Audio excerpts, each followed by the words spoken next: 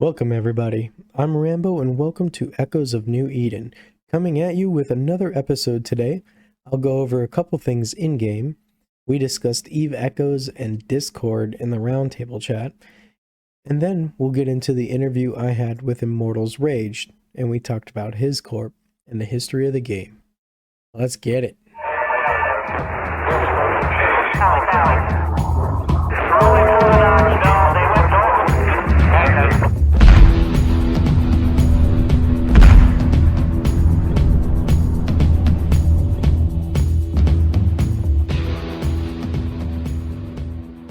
So sorry about last week. I didn't have an episode. I did announce it in my Discord that I was having some issues due to illness.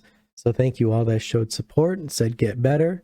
I am still battling an infection and it's involving my throat. So speech is a bit hard sometimes, but that's about it.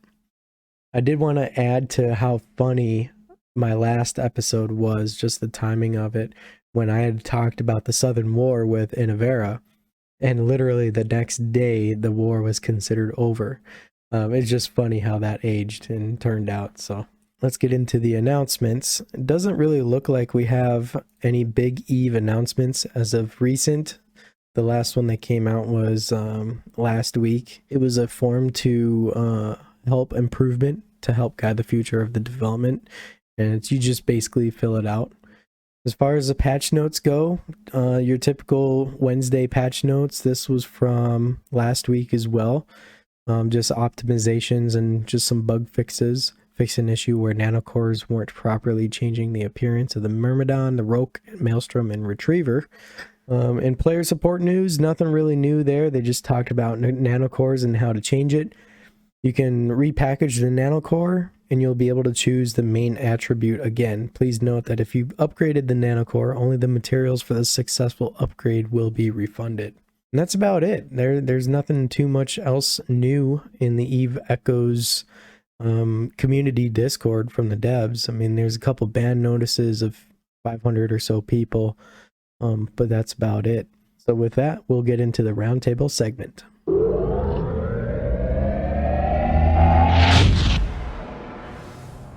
Welcome to the Eve Echoes Roundtable. This segment of the show, we will discuss an Eve Echoes topic provided to us by the fan of the show, chosen at random. Are you guys ready?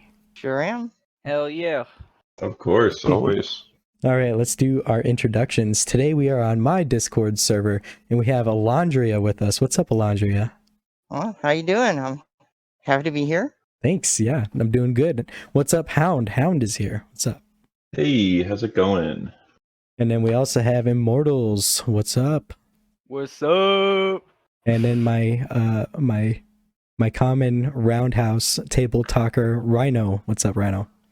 What's going on? I'm gonna say that from now on. Roundhouse table talker. That was a blooper, but it just stuck. It's absolutely hilarious. Roadhouse. Roundhouse. All right, let's roll for a topic. And the winner is...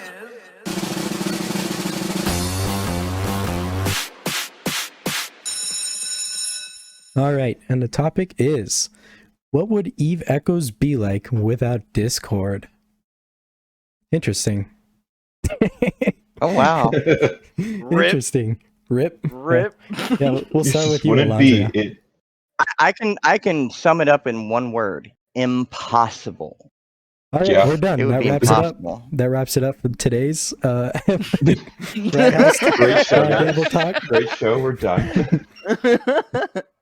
Yeah, but talk about Discord and its many uses within Eve Echoes and what it would be like.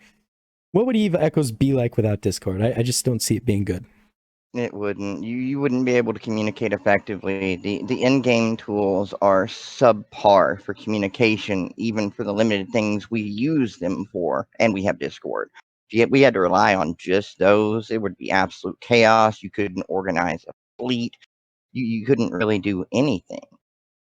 I mean, think about all of these coalitions that organize through Discord. Think about the alliances that organize through Discord. Think about corporations like Borg that span multiple corporations in the game that rely on Discord for all communication almost. let's not even get like started with the lag fest of like 500 people in system on or even on grid. Mhm. So, Yeah, could you imagine that if they had their own communications, their own comms through the game, like added on top of that to the trying to load in 500? Oh god, Yeah, that'd can be you imagine disgusting. you got 500 people on your side in the system, and you're in tie dye, and you're trying to fight and having to give instructions in the fleet chat in the game? Or how That about would be crazy. calling targets using the corp chat or fleet chat in tie-dye? Oh, that would be a nightmare. Oh, you can't call. It's difficult to call targets right now with Discord. Trying to call it, with just chat would be terrible. It wouldn't work. You'd be spreading DPS across way too much. I say on mobile it'd be impossible. Yes. But for the people who are playing on emulators and stuff like that, it's very easy. I've done it before in plenty of CTAs, especially when I'm like, calling targets, because I used to have my iPad, like the best iPad out, like the newest one, and then I would be on my computer and I'd be like typing names and tags, and then you know, that's all she wrote really. So Yeah, so Hound, hit Yeah. up on that topic of what would Evo's be like without Discord? I think it would. Well, you can sort of look at like the Chinese communities right now. I mean, they don't have Discord that they can really use, so they make do. They find other things. But if you're looking at, if you're really asking, what would it be like if we had to communicate with inside the game only? The game would not last. It really wouldn't. The community would never be built. There's no static chat. I'd jump a system, and it used to be that my chat was gone. If I'm not in the same system with somebody and I need to go do something, I need to send commands and they're on their way. It's difficult. You have to, if you're not in fleet chat or you're trying to do something else, you just can't do it. It would need to evolve or die. Discord is an absolute must for this, or TeamSpeak, or a forum, or whatever. Some kind of outside the game communication Yeah. is what's needed. The game would die. This game is subpar space simulator at best without the community. The community is what makes this game fun. It's the only reason I'm still playing, honestly. Well, and with Discord allows you, like, if you're ratting, like, and again, you have your groups that you usually like to rat with, but sometimes they either spawn 2 or 3 groups or 2 or 3 corps within your same corp. If you have a big enough corp, like, you don't want to be always posting out there that there's a T10 dead space and have alliance light up with about 300 X's. Yeah. Yeah, exactly. Sometimes you need the help, but I mean, more often than not, by now, like, usually you have your ratting groups and you don't always need to announce every single special that's out there. Yeah. Imagine that, a CTA level fleet doing a Dead Space. Oh god. I don't think I'd make Anything very much over money. at this point, anything over 5 people, even for the Tech 10s, 5 to 6 people is sort of pushing it. And now with Nihilist, Dead Space is not paying jack crap. You want 4 or 5 people tops to actually get a good payout. Right? Yeah. And in the new Nyla space, there's no local chat. You cannot communicate in game with those people. Oh, Yeah, that's whack. you have to use fleet chat. You have to use your fleet chat. Like I've done Nihilist Dead Spaces with fleet chat, but it is a little more difficult. For sure. And I've noticed that too. Yeah, and if you bump into a blue fleet in Nihilist space, you can't communicate with that blue fleet unless you've got some sort of outside tool to use to communicate with them. And that's Discord. Yeah. Well, even that being said, you get a new person in the group, whether or not they're experienced in EVE or not, in Echoes or not. But I mean, like, you like them to like get on Discord at least once so you can hear, hey, this is how we operate if you're sniping or setting boxes or you have a guardian and stuff like that. Like, trying to explain all that just through the text is just, it's horrible. Yeah.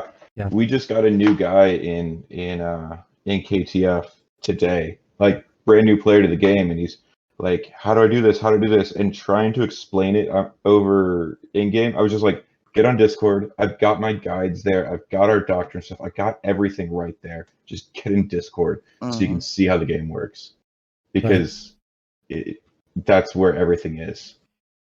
Yeah, and to hit on that subject, what would Eve Echoes be like without Discord? It wouldn't be anything close to what it is now. I don't think the game has the tools, the capabilities to function without at least Discord or some sort of outside communication. I'm trying to imagine myself running a corp. I'm trying to imagine myself running a corp just using the tools provided in the game.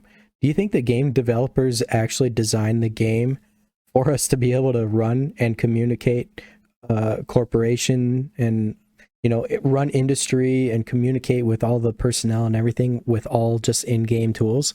Like I was saying earlier, not at all. I barely even know when somebody messages me in game. I'd have to check my contacts, and then the messaging is broke. And then you touched on it earlier too, Hound, when we're in warp and I'm typing up a message, and I'm, you know, when I get to the gate, I better be finishing up my message, like about ready to send, because as soon as I jump into the next system, all of a sudden then I can't send that message, right? And the same thing happens when you dock into a station. I don't know if you knew that, but if you dock, then you have to retype your entire message too. So only about 50% Why? of the time they've sort of fixed it. Sort of. Yeah, sometimes it works, sometimes it doesn't. For me, I still always have the issue. If you stop typing and then back out of it, but leave your text up there, when you hit the load, it'll stay there, and then you can keep typing it after you reload it on the other side. Yeah. Okay, so there's a little bit of a way around that, then a trick that I didn't know. There's a trick. And Well, I mean, you have no idea what's on the other side because you're typing. Yeah. Yeah.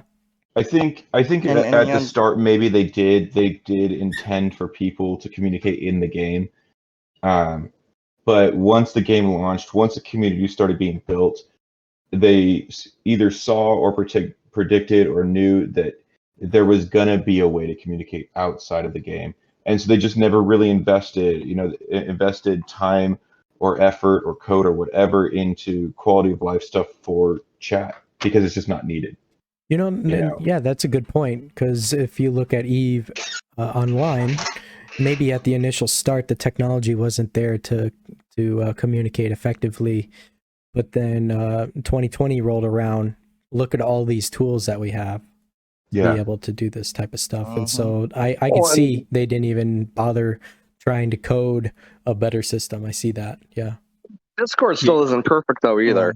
It's not. You're right. But it's definitely a good, branching point. Absolutely. It's a good springboard. I know one thing is that a lot of people want to see like the layered communications, where you can have your FC talk to your squad commanders, but not hear them. But like being able to communicate that and have your squads broken up. I know like that's been something that they've talked about, that everybody that's been in Discord has been wanting to see.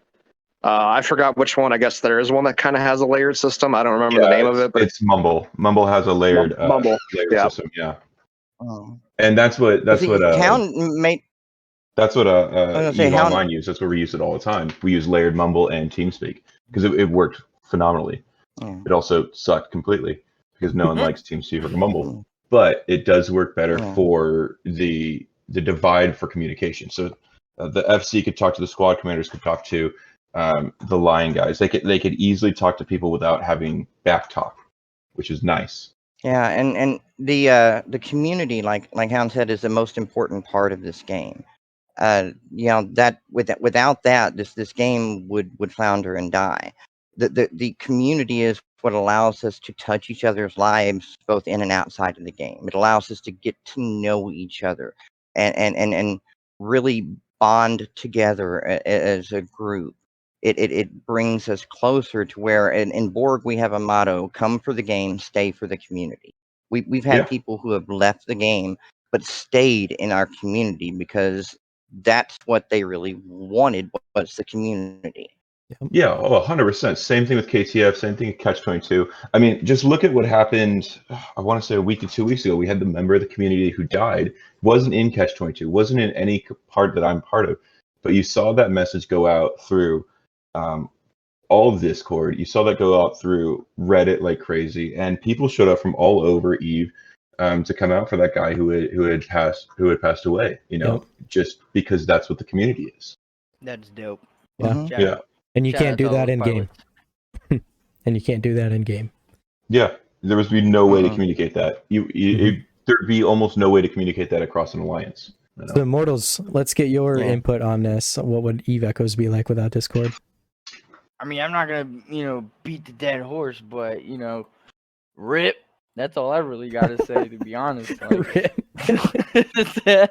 I can't even imagine. Like, look, I've been outnumbered in a fleet once. Actually, my recent experience with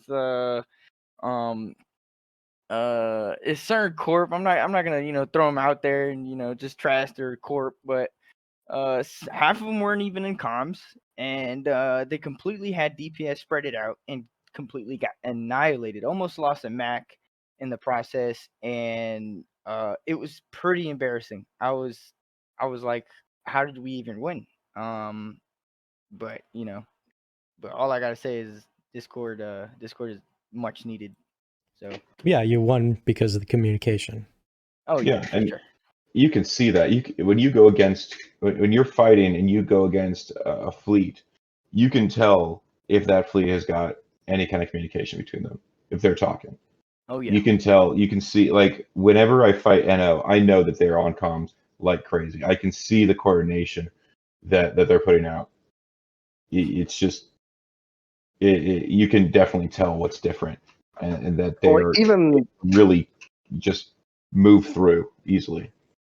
even the benefits from them being on comms, like if you have a quick defense fleet, nobody's really jumping on comms, but you've been on comms together and you're fighting with people you know who your anchor is going to be, you know who the Yeah. person's going to call out it's going to be, but that's because you had Discord and learned how each other operates. So even though Yeah, you might not even be 100%. using it in the game there, you've used it to be able to get to a point where you're comfortable with the people that you're with.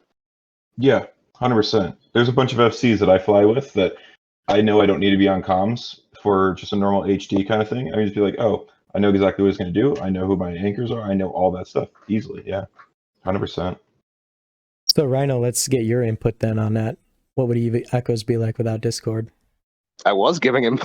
I know, but I mean, something that maybe we didn't look at, a different aspect of it. I think I've kind of touched on everything I could think of as far as the Discord end of it. Yeah, it's so much better using Discord. I don't see how the game can function without an outside program to be able to communicate. But you can't control more than one corp unless you have alts, and you can't do them all at the same time, right? So you got something like Well, it this. depends on who you are. Yeah. Well, I'm no Rhino with 12 I alts, could. but Oh my God. 13. oh, jeez. 16 just in Borg. 16 alts. Jeez. Wait, where do you? Yeah, ride that again? last Just in Borg. that last one is it's a solo act. Oh, that's right. Yeah, CEO. Yeah. All right. Well, that will conclude this week's roundtable chat. Thank you guys for being with me and doing this roundtable chat, and I'll see you guys next week for another topic to discuss. Hell yeah. Sounds good. All right. Thank you, Rambo. Thank you. Thank you.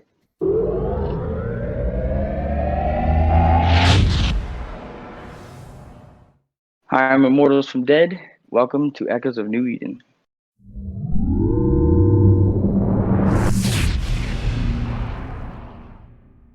Welcome, Immortals. Welcome to Echoes of New Eden. How are you doing? I'm great. How about yourself, man? I'm getting over this sickness. I am getting better. At least I could talk. So it's at least that much better. I had a week off. So yeah, just getting better. That's it.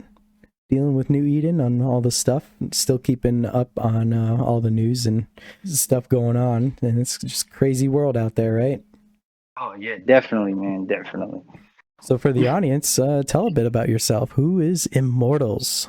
So, for one, Immortals is definitely not Immortals. Uh, I am one of the most renowned FCs in New Eden, and CEO of Dead. I can't begin to explain. So I joined Dead a while back. I think around as soon as the game launched. Actually, it was my second corp that I joined. The first one was like I didn't like it, but the second one, Dead, was like the official one for me. Became an FC, and a really good one at that, with no prior EVE Online experience, and just made a name for myself along with all the other dead guys. So, from my understanding, you've had quite the history in this game. And that was that starting from Dead, or did you join a corp, or did you join Dead relatively soon after the game launched, or were you like, 30 days, okay, now I'm gonna decide to join a corp? I think I something like that? joined. Yeah, I think I joined Dead. I think like a week after the game came out. That's when I was getting a feel for the space MMO games, and I've always wanted to play EVE Online, and then when I seen EVE Echoes, that's when I was like totally interested in it and decided to put my time and effort into it. Yeah, so I joined Dead relatively early after launch. So then you started just getting into the PvP aspect of it and doing fleet commander type stuff. How'd you get into FCing?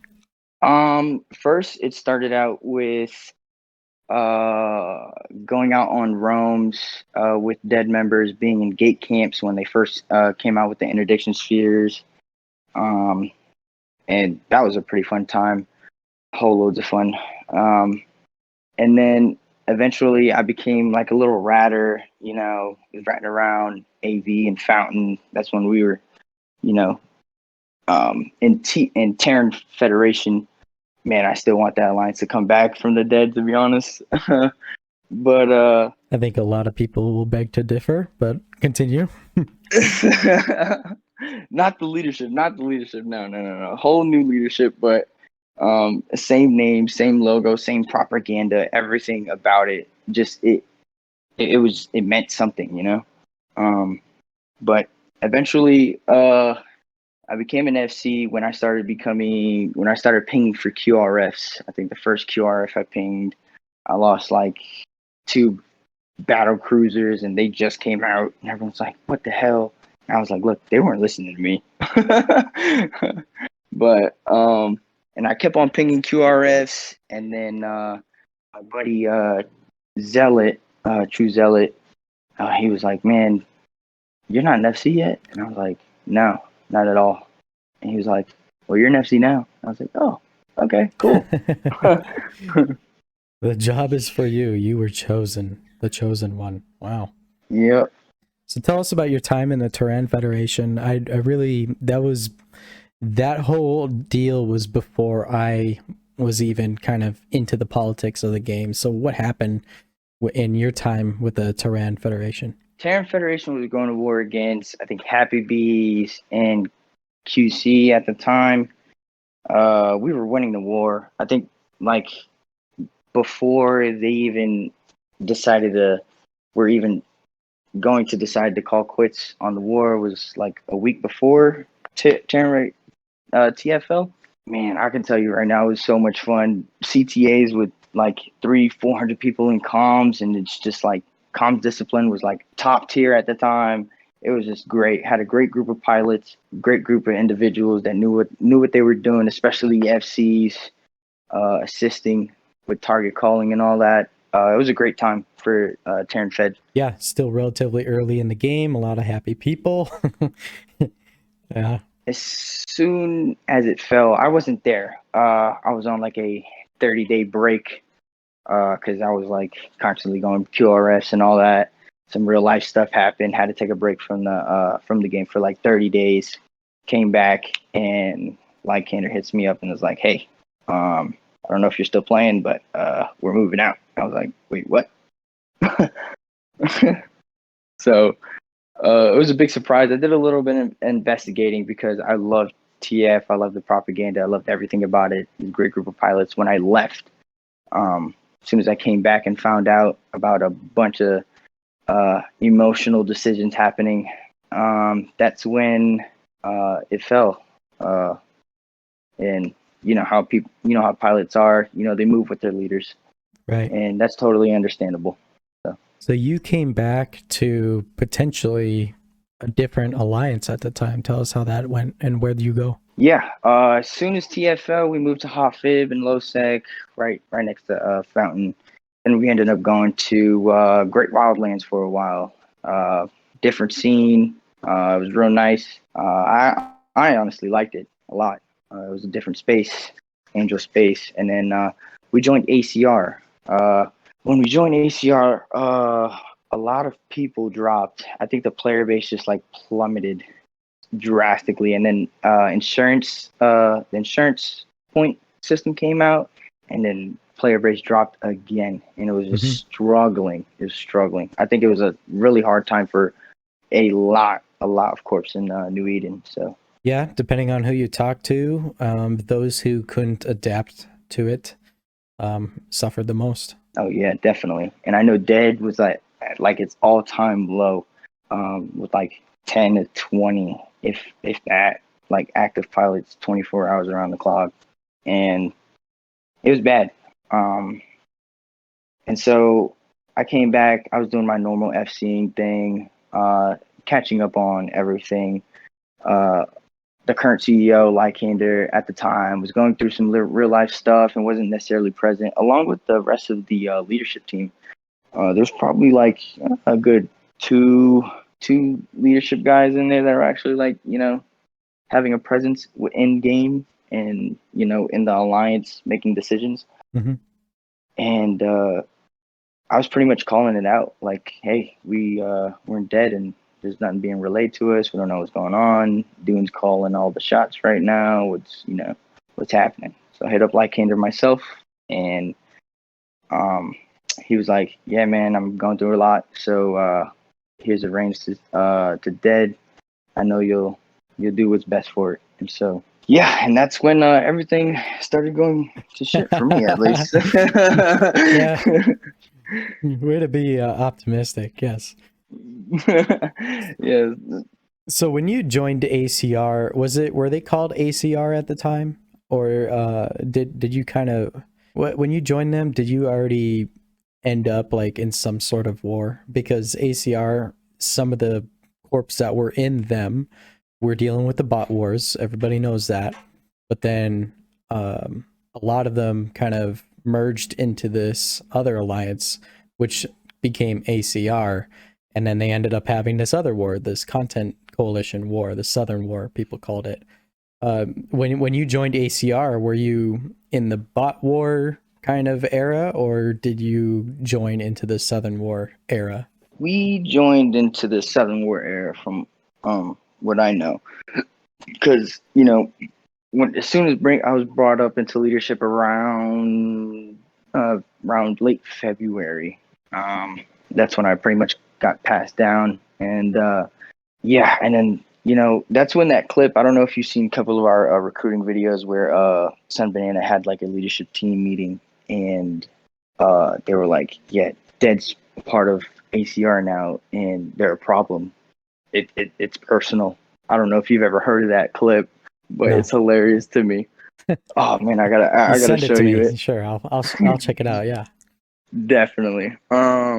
Yeah, so they assumed that as soon as we joined ACR, we told ACR, hey, GenFed is toxic, all this other stuff, let's go take their territory and face. And that's when they made that comment. And they assumed Dead was in it, but really it was just ACR was just like, let's go for it, you know? So they wanted fun. Yeah, they were already kind of balls to the wall in that sense. They already had their mindset, I think, at that time too. So. Oh yeah, definitely. But you made a claim too. GenFed is toxic. What made you come up with that, or was that not your decision, but kind of like the impression that you've got from them? Was that coming from the TF, or in the previous war that you were in, or how did that come about? I'd say there are some toxic traits in Gen Fed, but like I said before, everyone's human, especially when it comes to emotions. So I do have some solid evidence of them being toxic towards ACR and members as well. But have they been toxic to me? No, not really. Maybe just a little bit of copy pasta on Reddit, but that's pretty much it.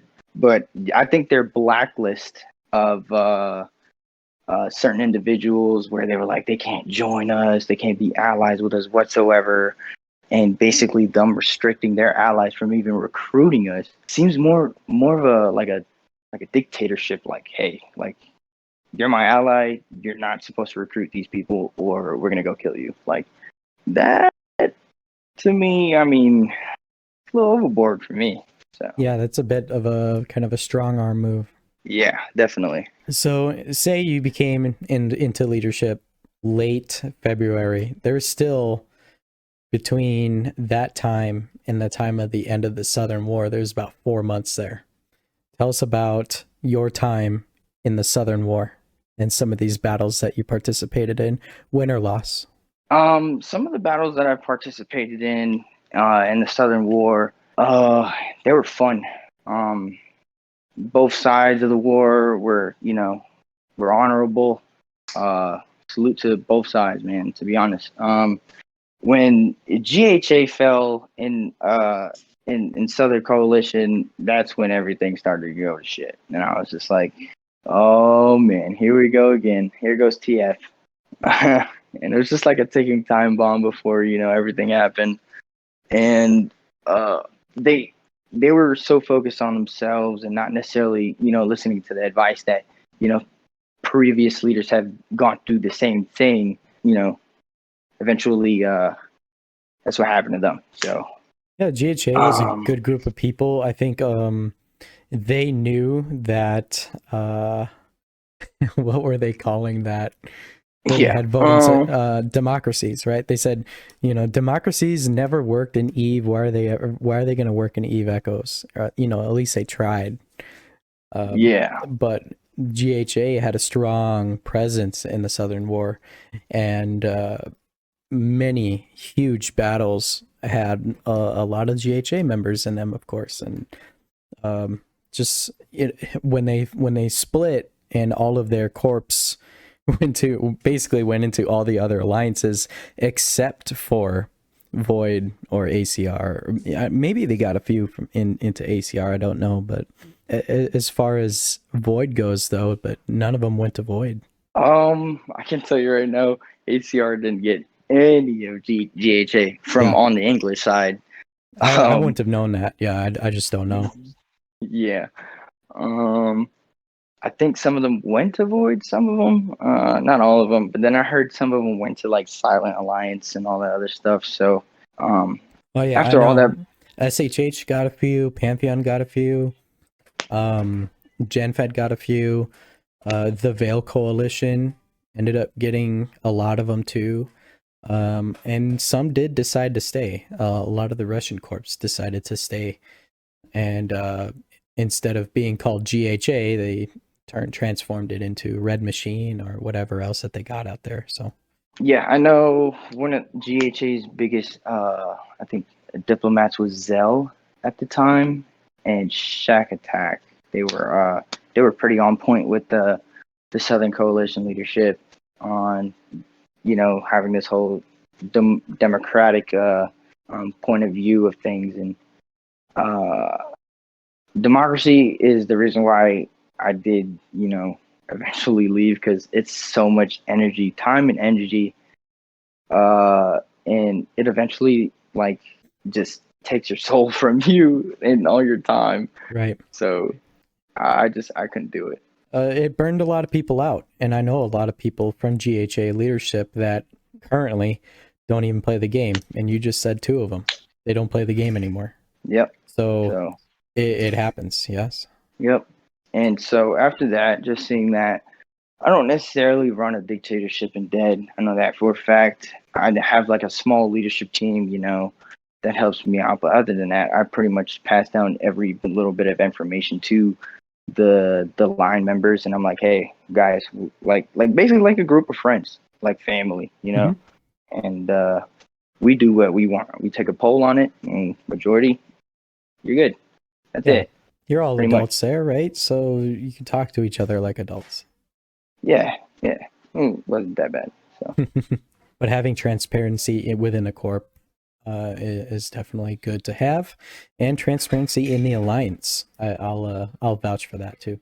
oh yeah, definitely. Especially, oh man, I'm actually kind of still learning transparency because a lot of leadership are like, yeah, don't share that type of information to the members, and I'm like, but you're my guys, you know. But I do But- got to learn a little bit of that too. Yeah, I mean, there's an ops security behind it, right? It's like, yeah, you probably shouldn't be saying that because there are loose lips out there that just, it's inevitable, and there's spies out there and blah blah blah. There's some info that just can't be passed down. It's just the nature of the game, and definitely. if it gets out, then it's your ass on the line, and then it's even more of an issue, right? So Yeah. better just not say anything. Mhm. Okay, Yep. so, but in the content coalition, while you were there, you had huge battles. I mean, I talked to Inavera a couple of weeks ago about, you know, WX, ZID again, ZID a third time, WX a second time, like all these, at least top 5 battles out of like, or even then top 10 battles in the game history have been from the Southern War in attendance. I wouldn't say top 10, but I would probably say at least 5 of them out of the top 10 biggest fights, biggest battles in this game have been during this war. Just tell us about some of those battles, those key battles. Yeah, so the first one that IFC'd was the Battle of ZID. I think that was the first Citadel kill. Or I think it was. Yeah. Either that one or WX. I don't know. It's too many to count, to be honest. I was FC for a lot of them. And overall, when I was calling targets and seeing how the enemy moves, you can tell that, you know, at the time, Eve Echo's servers were really bad, and everyone was just in a lag fest, couldn't cycle their guns.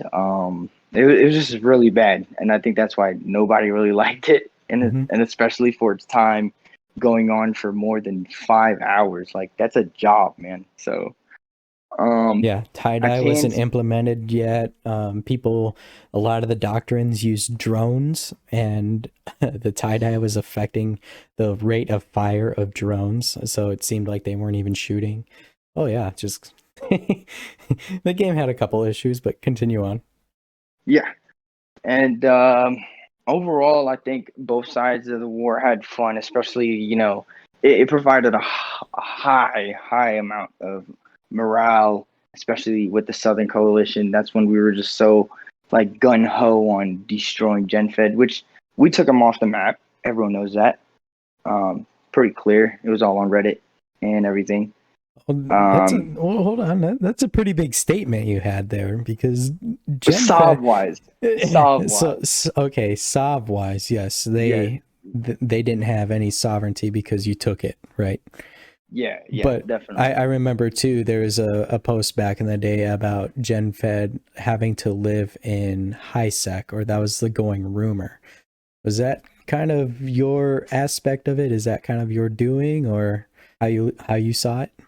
No, because I knew Gen wasn't gonna go anywhere. The most when they were going into high sec, I don't know the actual info, but I know that I was camping by Ned K4 area and seeing a whole bunch of Gen corps leaving towards Panth and or going somewhere else, and that's when Gen Fed was at its lowest.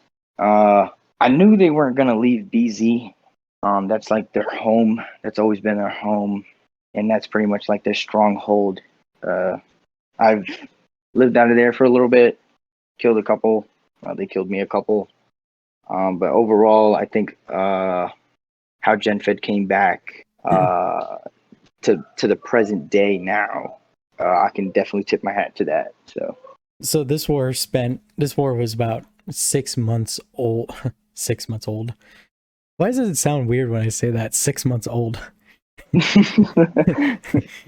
so the Southern War went on for about 6 months, but by the time they officially kicked it, what do you think was the turning point of the war, or what are some of the events that led to the decision to say, okay, we're done? Yeah. So as soon as that's when this is after GHA fell, Oz. It was crazy because I remember seeing Oz's little op. They had a defense for like a shield timer or something like that. I defended them. A week later, I seen them in Gen, and that totally flipped. I flipped out. I was like, oh my god. That's when GHA fell. But the turning point was when we put that same citadel that we used to defend into Hull, and ACR brought 400. CC was kind of struggling with the numbers a little bit, especially with the form up time. A lot of miscommunication between the leadership, and we evidently called it off because they were capping the system out, same as we did in I think ZID, capping it out, winning the war, winning that battle. And after that, in my head, I was like, hey, we need to start planning. We can't field these numbers. They pulled 900 with Panth and friends.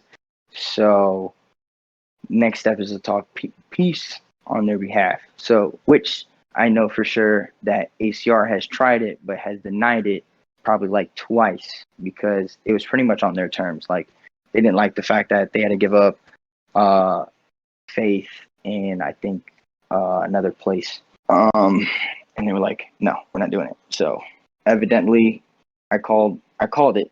I said we're just gonna have to do it on their terms because we don't have the pilots to fight this war. Like it's 2-1 right now. So and that evidently, was like, okay, let's see about the ceasefire and let's talk peace. But ultimately that didn't happen until that last battle of ZID when that citadel fell, though. Yeah. So ACR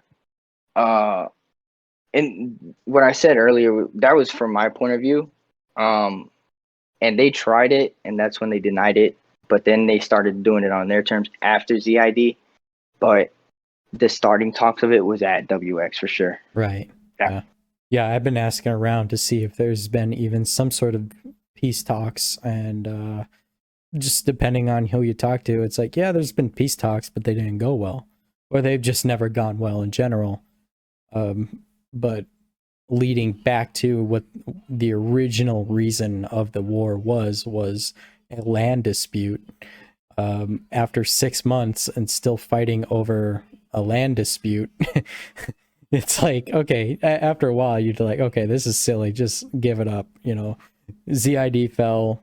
Okay, we have nothing to rally on anymore. We don't have really, we don't care for defending any more citadels or anything in this area, so let's just give it all up. That's kind of the idea I'm getting out of it. So yeah, pretty much. Well, you gotta have it too. They're probably getting a lot of feedback too from their members, either not wanting to continue the war because they probably have a lot of frustrated players too. Oh yeah, definitely. They were either, we were losing members like quick, and especially as soon as one of our big PvP corps in at the time was CC Evo 1, because me Dead and Evo 1 were pretty big on the roams, especially Scepter roams, and just pretty much causing the damage in that war. And as soon as they flipped to Gen, don't know how that happened, but as soon as that was going on, Damon. He should know, right? Yeah, Damon, man, love that dude, man. Shout out to him. I don't even know what happened. I don't know what came to it. I tried talking to Weirdbot, one of their renowned FCs as well. And he was like, man, this just all came to a decision of the members and leadership team. I was like, oh, okay, all right, cool, it's respectable, you know. So I'm surprised they didn't even go Merc, because the way they played, their play style is totally for the Merc job, like harassment, all that. So, But they probably want soft. yeah, that's what evidently wanted. Like, that's why they probably joined Gen, because So Dead and GenFed have a history that even surpasses the age of Eve Echoes. Second Galaxy. Tell us about that. yeah. So I wasn't necessarily in Second Galaxy, but from what I've heard, this is all rumors, not all facts. But I know when, you know, they were talking about it in leadership that I think GenFed took a hit, like thousands of dollars were involved and lost in Second Galaxy, and evidently made them move to Eve Echoes. There's that one. The beef between Jen and the leadership of like Dune and Dead. At that time in Second Galaxy, I guess they didn't like each other. They've never liked each other because of that war that happened in Second Galaxy. So, I mean, for it to transpire over to Eve Echoes, it has to be some deep hatred, man. Some grudges to be had. Yeah. Definitely. That's interesting. Yeah. Second Galaxy, I've never heard of that game until after I started playing this game.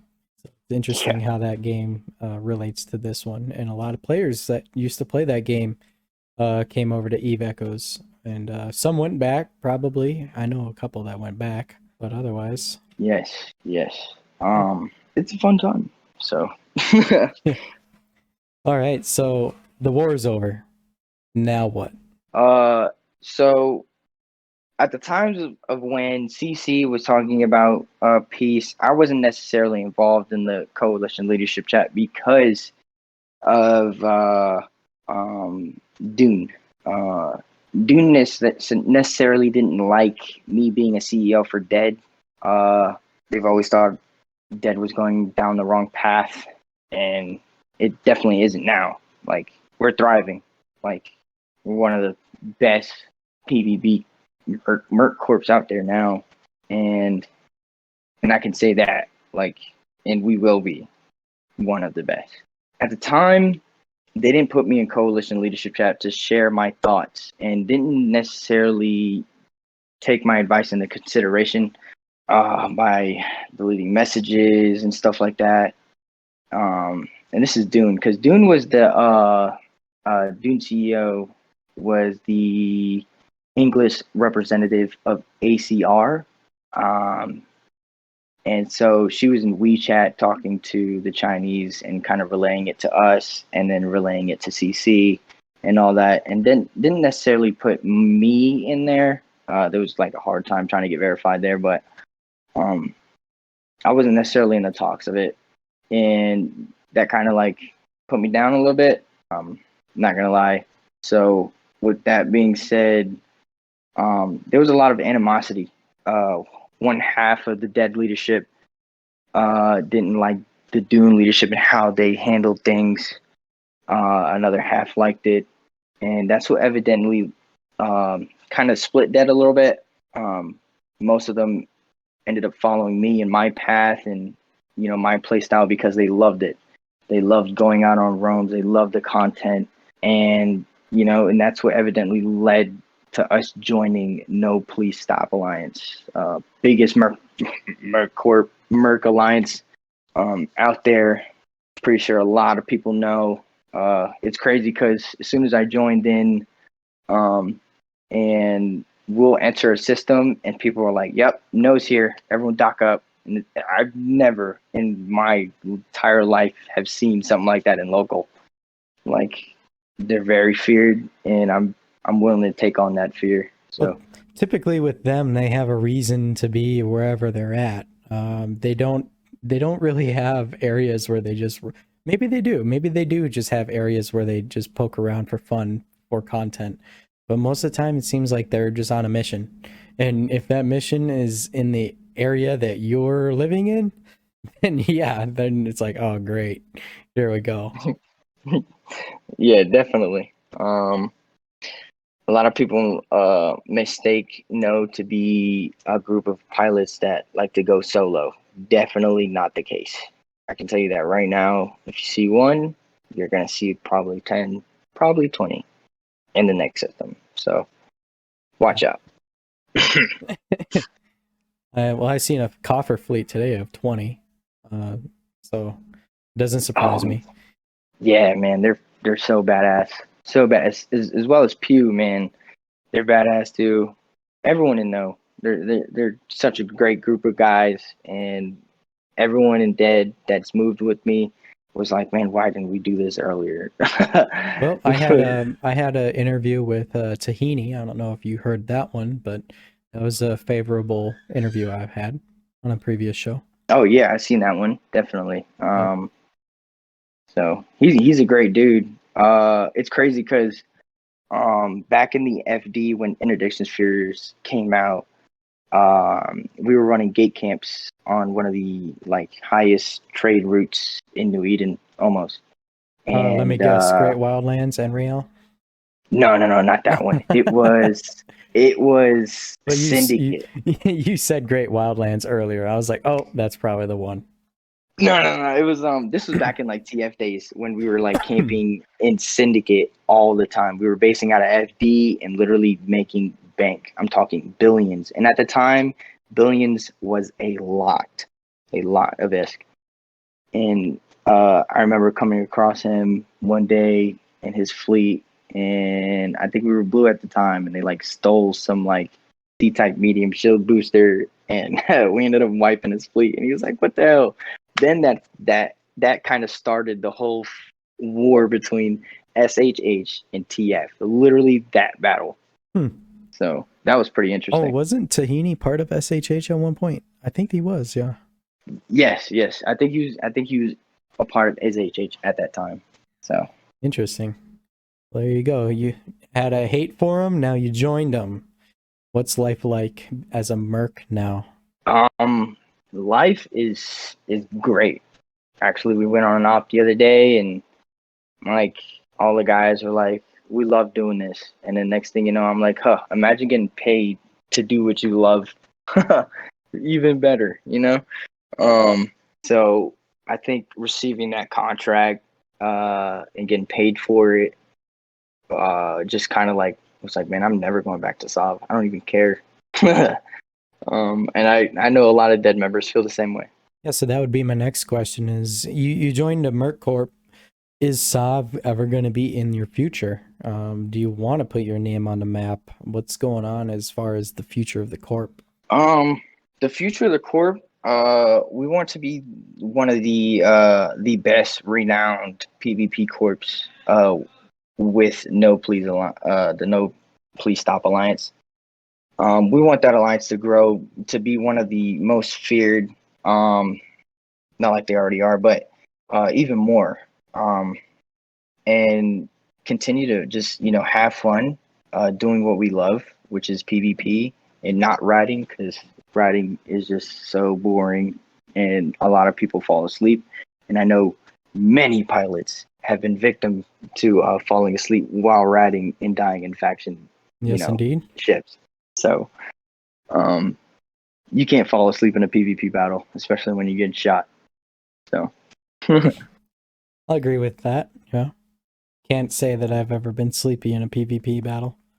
Anything, it's like your adrenaline's rushing, so it's opposite. Oh yeah, definitely. So before you joined No Please Stop, were you shopping for alliances to get out of the CC when they pretty much ended the war, or was that something that you've wanted to do prior to splitting from ACR? I've always wanted to do something prior to that. It's also came to my mind of also just giving up Dead, because a lot of the members in Dead wanted to stay in the Sov life and play a part in that war. And so, yeah, it's come to my mind And not a lot of people know what the merc life is like. I didn't know until someone like a merc himself told me how it goes, and I was like, what? I was like, man, that's awesome, man. I do that like almost every day, and imagine getting paid for that, man. I was like, oh, I'd be a billionaire. I don't have to spend thousands of dollars on this game to, fund my addiction. Right. Well, you could. There's still ways you can PvP. I don't know. I just think every corp is different. Let me just say that. I mean, I pay my players to PvP. So so what's the difference between them PvPing for me or going to another corp and PvEing for them and collecting literally the same or less bounty or ISK per kill mill? I pay my players pretty good rates. So, I mean, it just depends on the corp, I guess. Yeah, and that's what I tried offering before even fully going into the decision that I made. I was like, yeah, we got let's pay our PvPers to actually go PvP, and provide that merch style lifestyle in the solve lifestyle. And it just eventually got shut down, and I was like, okay, well, It's we're going. instead of going at it at a corp level, it's at an alliance level, and so you don't really have to deal with it then, huh? Yeah. Life is So. easier. Yep. Yep. So were there any other alliances on the list that you were thinking about going to, or is everybody kind of just they don't really they either don't match your play style or you don't like them? Is there like other grudges that led to that or what? No, so one thing I've always loved about CC was that I loved my allies. Like they loved us because we were always in CC comms, either drunk or high, PvPing and having fun, like what we're doing now. Especially OGE, mildly intoxicated corp. It's the reason why they got their name. Void as well. Some of their guys were coming over to Ned K4 area just to do the same thing we do, and they loved it. And we were thinking about joining OGE or Void. We've got a lot of offers for it, especially at the time when we dropped ACR. They were like, hey, no, come to us, and we were just so dead set on just being mercs because we wanted to get paid. Not being paid, just money talks in New Eden. So They don't have pay programs for PvP incentives? not that I knew of, but even if they did, it could have been put on the table. But at the time, we were like, man, like we're just looking to get paid. Yeah, And put it in your freaking recruiting ads, right? definitely. It's in mine. Yeah, it's in mine. I'll tell you that. So anywho, yeah, that's all I had, man. If what else you got?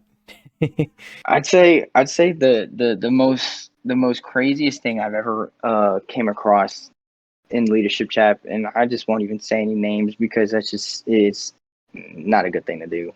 Start drama. I'm not about the drama, but You could say them. I'll just censor them. I'll bleep them I'd out. say I'd say that like being in leadership, right?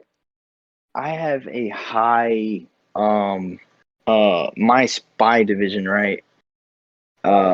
Is very deep. I'm talking like Facebook deep, Reddit deep, alliance wise, corp wise. When my spy master came to me and was like, hey, this leadership is being manipulated by a person that throws thousands of dollars into the game and bought his way up to leadership. And I was like, there's no way. So I had to promote someone into dead leadership, which I was already, I was talking to him about all this stuff and he just couldn't believe me. But when I brought him up there and he was like, yo, there is no way this is happening. Like the amount of time someone has to like put into manipulating leaders in big coalitions, it takes a lot of time. the spy master basically said, hey, like, this dude is catfishing this one lady in leadership, and he bought his way into leadership. That's why he's over you in the coalition right now. And I was like, well, that all makes fucking sense. And it was just so astonishing to me, and that like pushed me over the edge. I was just like, yes, we're so dropping ACR and just this whole democracy lifestyle, because there's so many chess pieces on the board, and sometimes you don't even know who you are in the game. So Right. it's like, wow, like it was so astonishing. That's why I left to know. That's why a lot of people left to know. And a lot of people don't even know, but when they view this podcast, they will know what happened. Right. Other than that, man, I think the amount of dedication some people have in this world is like crazy to even think about catfishing someone off of Facebook into a game, into content coalition. And then what's crazy is that that same person that's catfishing also has other spy accounts in different areas, and it's ridiculous. It's like basically unmasking Anonymous almost. It's crazy. Other than that, that's the Merc lifestyle. I don't have to worry about that at all. I really don't.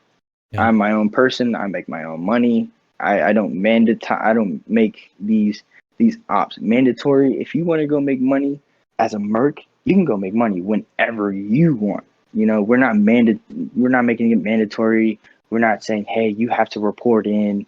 We're not saying, hey, you got to do this, do that. Do your own person as a merc. That's what I like to emphasize in Dead. Dead is recruiting. Yeah. Everybody's recruiting. Dead is recruiting. Definitely. And I'll definitely shoot you a link. And you can check out some of our videos. They're dope. Definitely dope. They're on your Discord. I can see them. Oh yeah. Yep. We'll talk about that after the show. Yeah. So cool. Yeah.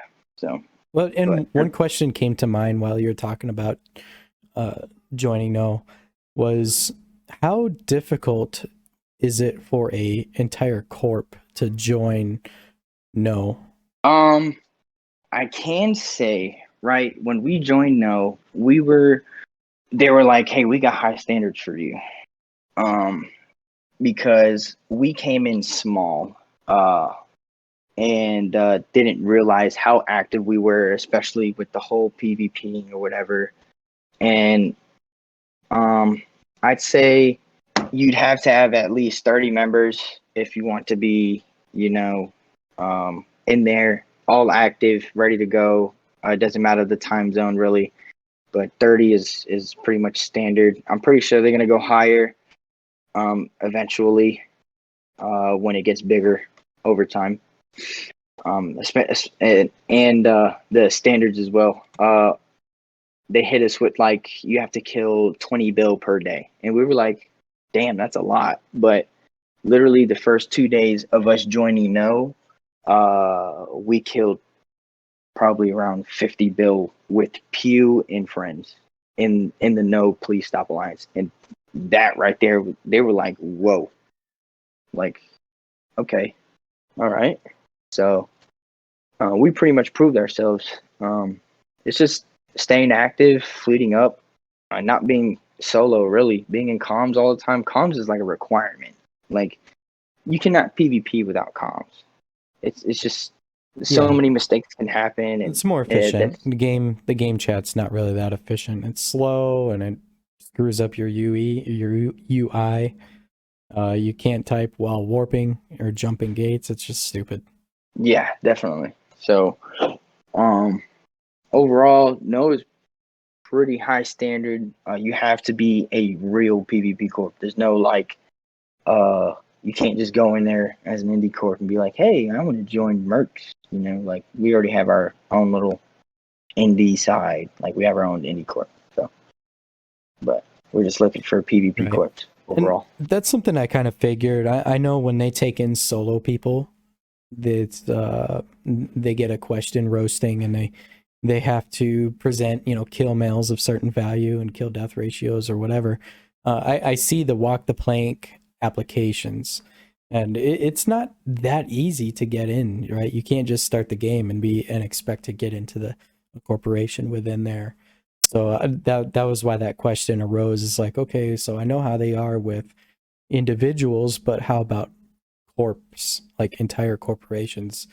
So in your case, 30 plus active comms, and probably PvP specific also too, right? So, and the 20 bill number, that's a day. That's rough. That's a day. Yeah. And they keep track of that. Yeah. As long as we are always fleeting up with any no place stop corp. So the alliance has to do 20 bill a day, not your corp individually. Yes. So it's more like as long as we participated in killing 20 bill, or even if like we don't participate and we still kill 20 bill, that's sufficient. But yeah, like if the whole requirement is like, hey, if your corp isn't putting up any numbers to kill at least 20 bill, that's a no-go. Well, if Argel's taken all of my kills, then I know how can I be on that number, right? Yeah, and that's fine. Yeah. So I know for a fact their intel division is awesome. Combined it with my spy division, and it's great. Like, if you have a faction battleship, I can tell you right now, I hope you have eyes everywhere, and you have an early warning system ready to go. Because when you see one of us, oh man, we're coming for you. Oh shit! That's probably why I seen 20 of you earlier. Yeah. So. Yeah, I never docked up quicker. Okay. Anywho, yeah, man, we're coming up close to an hour, so we can end it. That's all I had as far as questions to ask you. If there's any closing thoughts or shout outs, go ahead. I can say for one thing, if you ever want to be an FC or aspire to be an FC, don't lose hope. If you up a fleet, don't be like, oh, I'm never gonna FC again. I cannot tell you how many times an FC can, whelp a fleet. Well, it's how you bounce back from it. And special shout out to Miller, Zero, Condor Country, and all the allies that that are respect, and especially all the enemy forces that throw up 07s, GFs, and all that. Providing the content, y'all are great. And lastly, Dead's recruiting, and just know, regardless whether you're in Dead or not, you're gonna be dead. So. Is that like your catch line, your slogan? Yeah. All right. Send me a Discord link and I'll post it up in my show notes. But thanks for coming on the show and talking with me today. And it was nice talking with you. And since you're in no, I'm sure I will see you around. And I know for a fact I'll see you around. So take care and fly safe. Definitely. You too, man. Thanks for having me. All right, man. Thanks.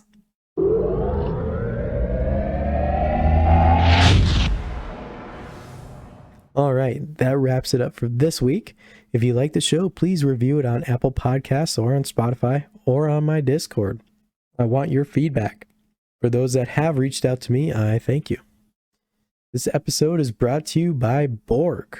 Elandria over at Borg sponsors this show. We are Borg, we are family. That's their motto.